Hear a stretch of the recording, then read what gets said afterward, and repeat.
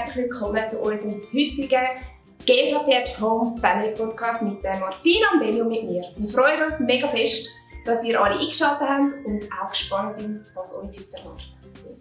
Jetzt sollten wir alle zusammen aufstehen und euch gerade mal ein bisschen locker machen, um miteinander zu singen. Weil ich freue mich riesig, dass wir Gott loben können. Heute ist Sonntag, das ist der Tag von Gott und wir wollen für ihn singen. Kommt, macht mit uns mit.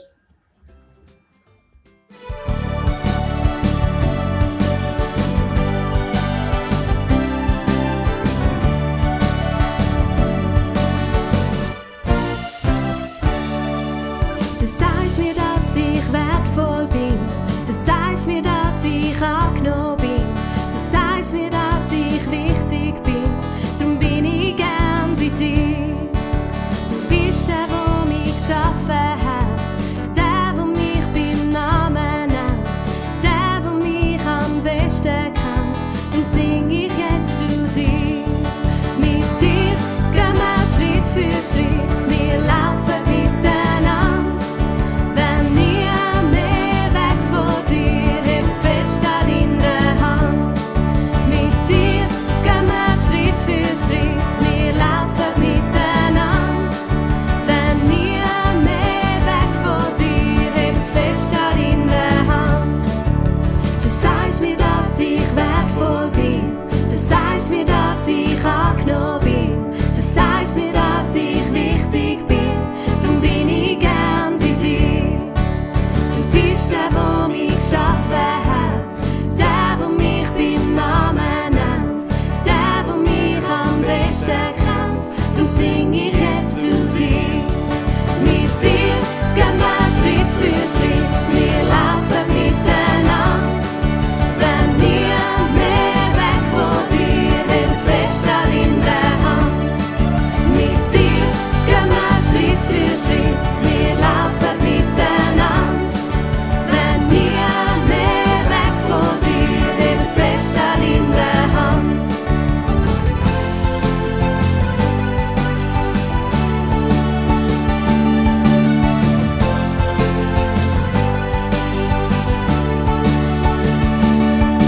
Unterwegs in jedem Abenteuer gehen wir Schritt für Schritt voran mit dir. Unterwegs in jedem Abenteuer gehen wir Schritt für Schritt voran mit dir. Unterwegs in jedem Abenteuer gehen wir Schritt für Schritt voran mit dir.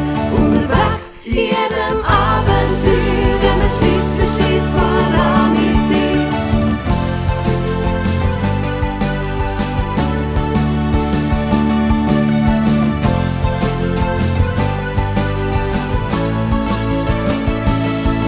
Mit dir gehen wir Schritt für Schritt, wir laufen miteinander.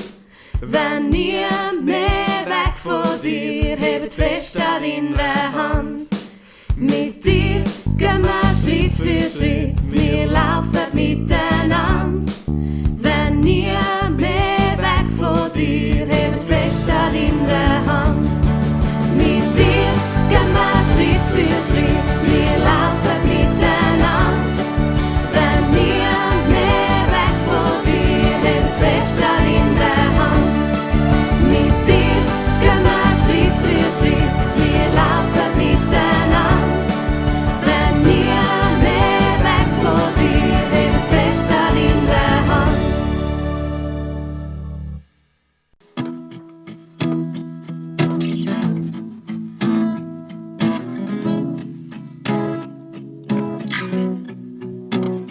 Du bist gestorben am Kreuz, hast dein Leben lang, weil du uns so fest liebst und mit dir willst haben. Drum bin ich stark, drum hab ich Mut, drum hab ich Hoffnung, ich weiss, du bist gut. Du bist gut, du bist gut, du bist gut zu mir. Du bist gut, du bist gut, du bist gut zu mir. Du bist gestorben am Kreuz, hast dein Leben lang, weil du uns so fest liebst und mit dir willst haben. Ja, drum bin ich stark und drum hab ich Mut, drum hab ich Hoffnung, ich weiss, du bist gut. Du bist gut, du bist gut, du bist gut zu mir. Du bist gut, du bist gut, du bist gut zu mir. Du bist treu, du bist treu, du bist treu zu mir. Du bist treu, du bist treu, du bist treu zu mir. Ich weiß, du bist gut, ich weiß, du bist treu, ich weiß, du bist mächtig und du machst mich neu. Ich weiß, du bist gut, ich weiß, du bist treu, ich weiß, du bist mächtig und du machst mich neu. Und du bist gut, du bist gut, du bist gut zu mir. Du bist gut, du bist gut, du bist gut zu mir.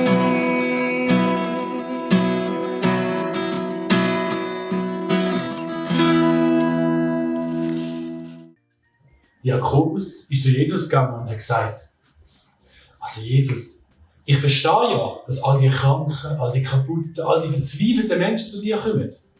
Du nimmst dir Zeit für sie, du hilfst ihnen, ja, du heilst sie sogar. Und sie haben sonst niemanden, der so für sie schauen würde. Aber wenn ich ganz ehrlich bin, dann bin ich doch noch froh, bin ich nicht so wie die anderen. Da war es draussen.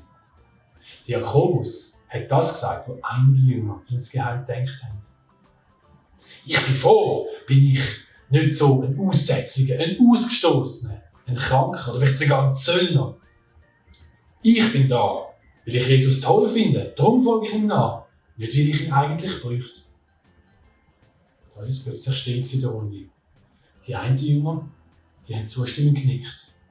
Die anderen Jünger, die haben so ein bisschen verlegen am Boden runtergeschaut.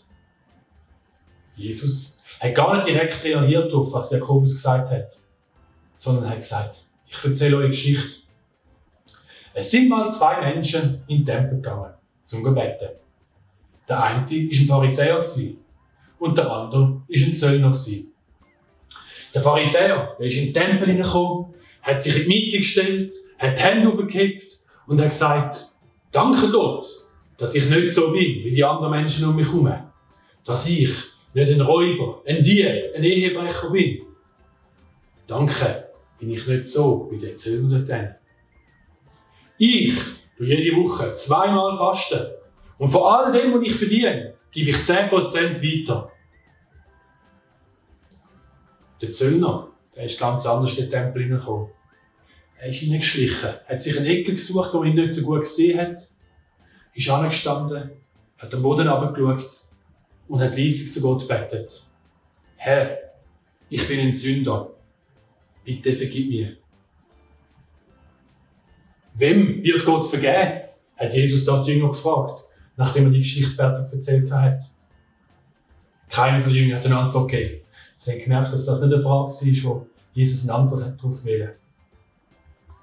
Jesus hat gesagt, die sich selber gross machen, die werden von Gott klein gehalten werden. Und die sich selber klein machen, die werden von Gott gross gemacht werden. Da haben die Jünger verstanden, was er ihnen sagen wollte. Wir alle brauchen Gott. Und auch wenn sich die Jünger vielleicht besser gefühlt haben als die anderen, weil sie vielleicht in einer besseren Situation sind, so sind sie doch auch noch Menschen, die Fehler machen. So wie jeder einzelne von uns. Aber wenn wir es probieren, auch nur einen einzigen Tag ohne Sünde zu bleiben, würde es doch nicht klappen. Und das haben die Jünger gecheckt in dem Moment. Die Jünger sind betreten am Boden herabgeschaut. Aber Jesus hat ihnen gesagt, dass er die sich auf ihn verlassen, groß machen will. Und dass er die Sünde vergeben will, jeden Tag neu. Weil kein Mensch ist perfekt. Hey, kennen wir das nicht alle, dass es uns manchmal ein bisschen so geht, wie der Jünger aus dieser Geschichte, die der Benni gerade erzählt hat. Dass wir so ein bisschen auf die anderen schauen und das Gefühl haben, wir selber haben eigentlich das Leben schon ein bisschen im Griff und wir schaffen doch alles ziemlich gut. Und der andere, der macht es ja noch weniger gut als ich. Und wir könnten fast so ein bisschen das Gefühl haben, dass wir Gott eigentlich gar nicht brauchen. Aber wie ihr wahrscheinlich wisst oder euch könnt vorstellen, stimmt das nicht. Wir alle, jeder einzelne von euch, der jetzt gerade vor dem Bildschirm sitzt, und auch jeder einzelne von uns, der hier in diesem Studio ist, wir brauchen Gott. Alle Menschen brauchen Gott, die in Not sind, die vielleicht sich irgendwie in Lügen verstrickt haben, die krank sind. Bei denen ist es einem meistens klar, oder? Denkt man schnell mal, die brauchen Gott. Aber genauso die Leute, die denken, sie haben ihr Leben im Griff, sie sind eigentlich anständig, die brauchen Gott auch. Weil niemand von uns ist perfekt. Und das Coole ist, wir müssen auch gar nicht perfekt sein. Weil Gott kennt nämlich unser Herz und er schaut auf unser Herz und er wünscht sich, dass wir so, wie wir sind, mit allem, was dazugehört, zu ihm kommen und mit ihm eine Beziehung pflegen.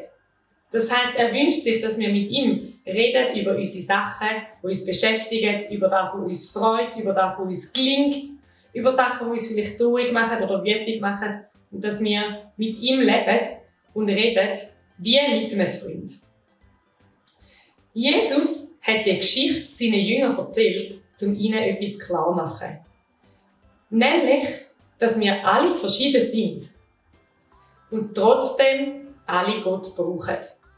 Ihr in der Familie, ihr seid auch alle unterschiedlich, obwohl ihr zu der gleichen Familie gehört, oder? Ihr kennt euch zwar, aber niemand kennt euch so gut wie Gott, weil er kennt nämlich nicht nur das, was ihr zeigt nach außen oder so, wie ihr vielleicht manchmal sind, sondern er kennt auch eure Gedanken und euer ganzes Herz.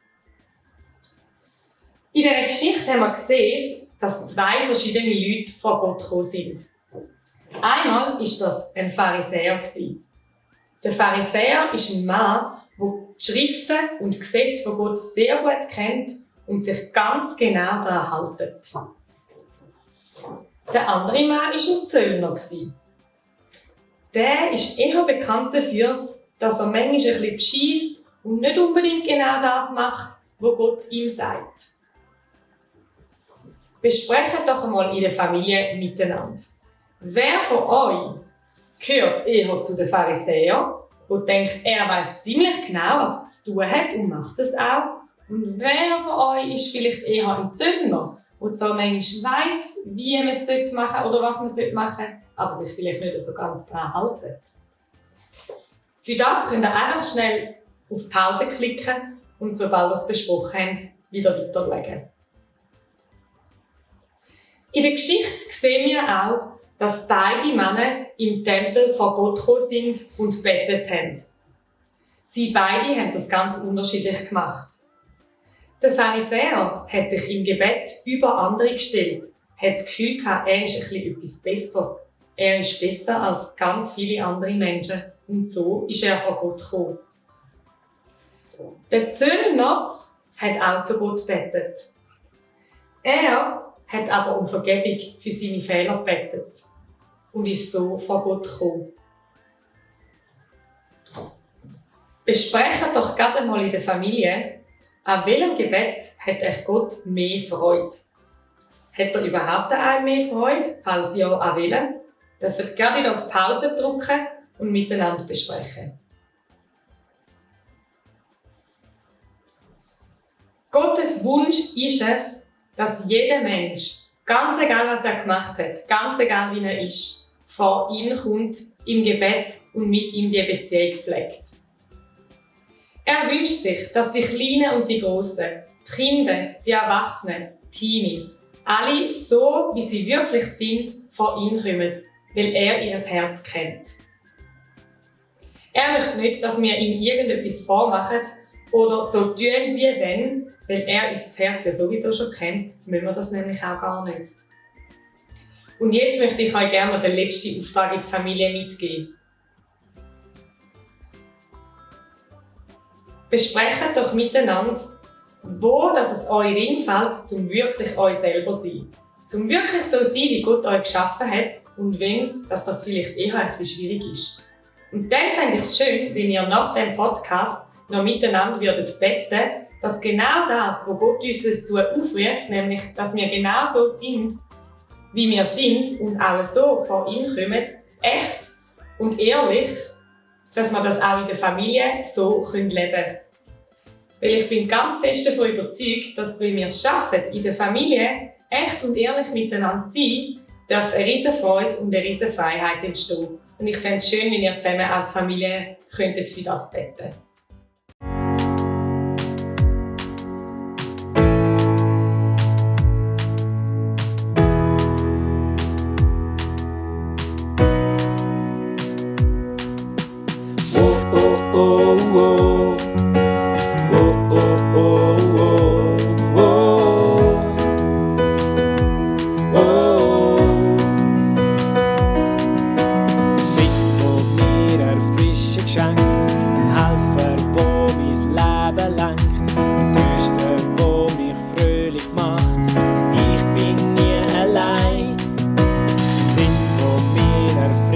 Ein Helfer, der mein Leben lenkt, ein Tröster, der mich fröhlich macht.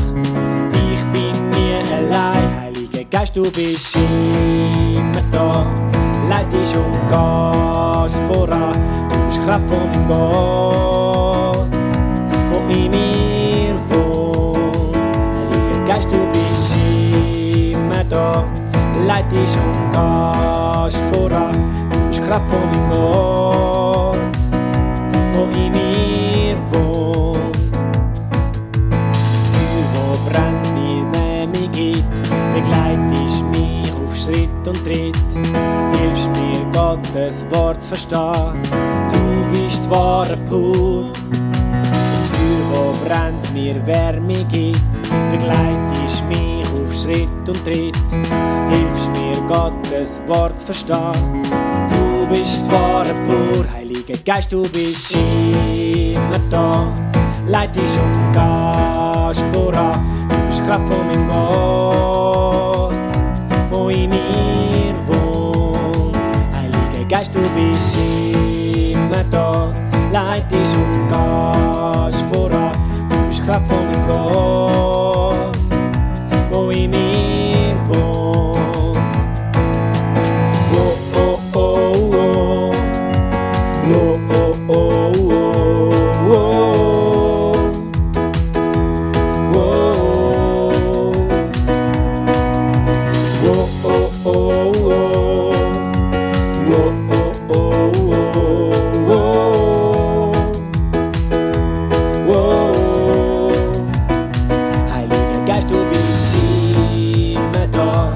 Leitest und gehst voran, du bist Kraft von meinem Gott, wo in mir wohnt. Heiliger Geist, du bist immer da. Leitest und gehst voran, du bist Kraft von meinem Gott, wo in mir wohnt.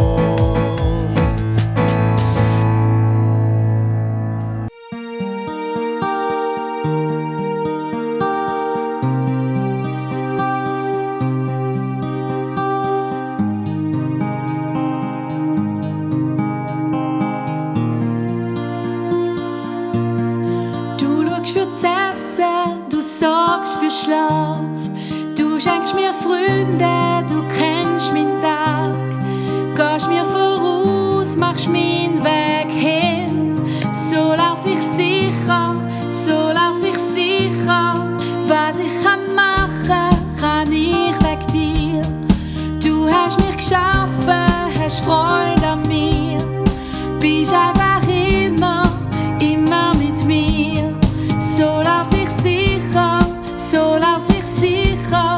Dafür danke ich dir, es ist so cool mit dir. Ob ich jumpen oder keine, nie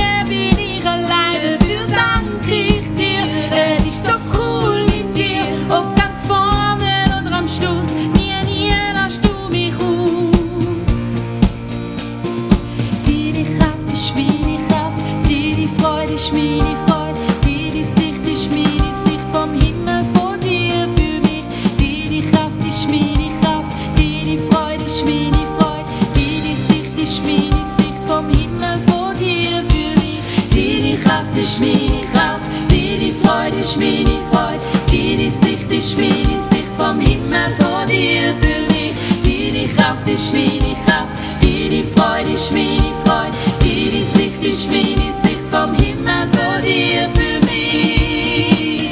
Dafür danke ich dir, es ist so cool mit dir, ob ich jumpen oder keine, nie bin ich allein. Dafür danke ich dir, es ist so cool mit dir, ob ganz vorne oder am Schluss, nie lässt du mich aus.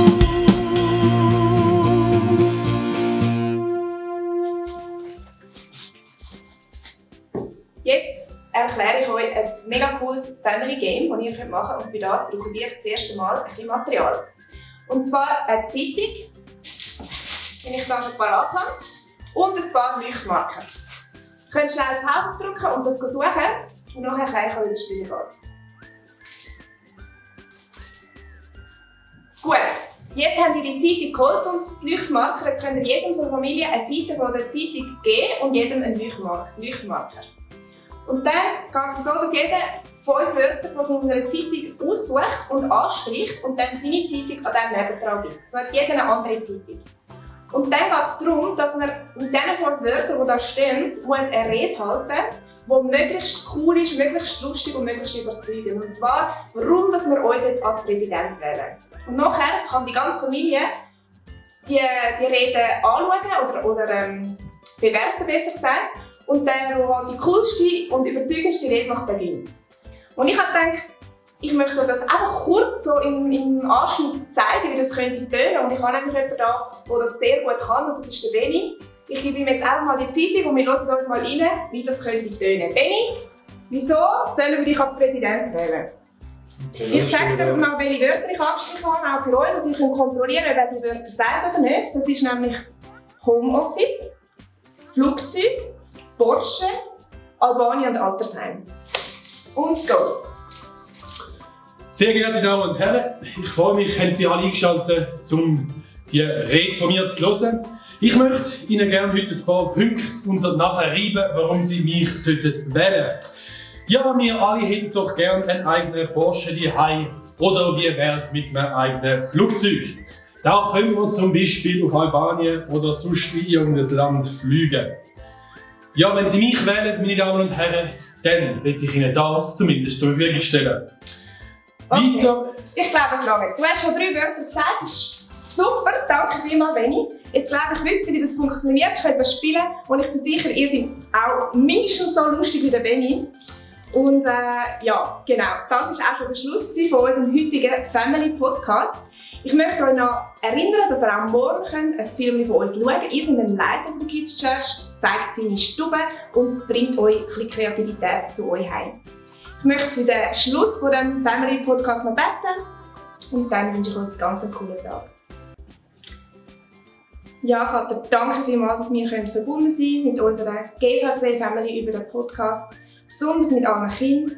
Und ich bitte dich um dein Segen für jeden Einzelnen, dass du sie beschützt, die Familien, dass du ihnen einfach eine gute und eine friedliche Zeit gibst und einfach Gesundheit bewahrst. Und ich danke dir, dass du über allem einfach Kontrolle hast und dass du der mächtigste Gott bist und wir einfach alle unsere Leben dir anfühlen können. Amen.